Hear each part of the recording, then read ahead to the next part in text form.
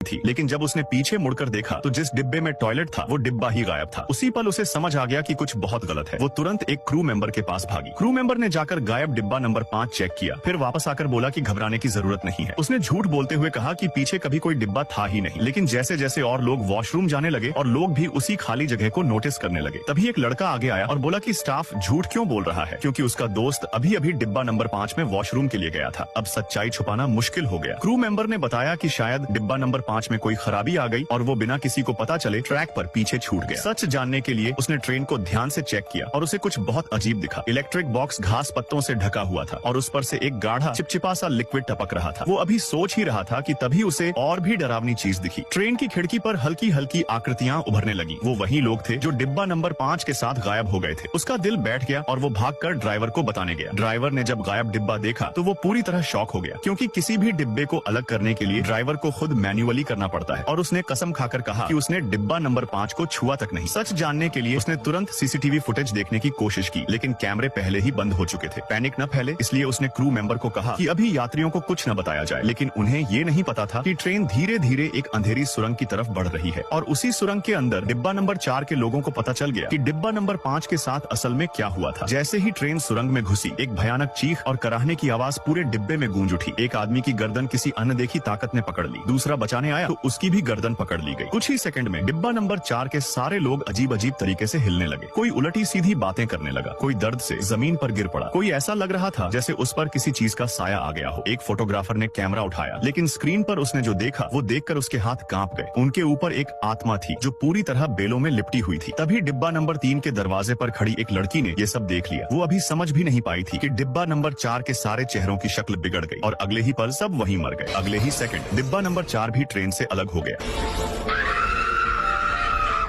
लड़की की चीख सुनकर सबको सच समझ आ गया। सबने अंदाजा लगाया कि हर बार जब ट्रेन सुरंग से गुजरती है, आखिरी डिब्बा उस बुरी आत्मा द्वारा गायब कर दिया जाता है जब तक सारे डिब्बे खत्म न हो जाए। इसका मतलब साफ था, अगर ट्रेन एक और सुरंग में गई तो अगला नंबर डिब्बा 3 का होगा। बचने के लिए लड़की ने सुझाव दिया कि सब डिब्बा नंबर 2 में चले जाए, लेकिन डिब्बा नंबर 2 अमीर लोगों से भरा हुआ था और वो आम यात्रियों को अंदर आने नहीं दे रहे थे। और फर्स्ट क्लास तो और भी बुरा था, वहाँ रेलवे के बड़े लोग बैठे थे और वो तो गरीबों को अंदर आने ही नहीं देने वाले थे। फिर भी एक यात्री जिसे सच्चाई पता थी चुपचाप डिब्बा नंबर 2 में घुस गया। जैसे ही वो अंदर गया, अमीर लोग उसकी बदबू, कपड़ों और शक्ल से उसे जज करने लगे। किस्मत से डिब्बा नंबर 2 वालों को अभी तक ट्रेन की सच्चाई पता नहीं थी, वरना बात और बिगड़ जाती। लेकिन ट्रेन अब भी तेज रफ्तार से आगे बढ़ रही थी और बहुत जल्द वो एक और सुरंग में घुसने वाली थी। अब सवाल सिर्फ एक था, अगला नंबर किसका होगा?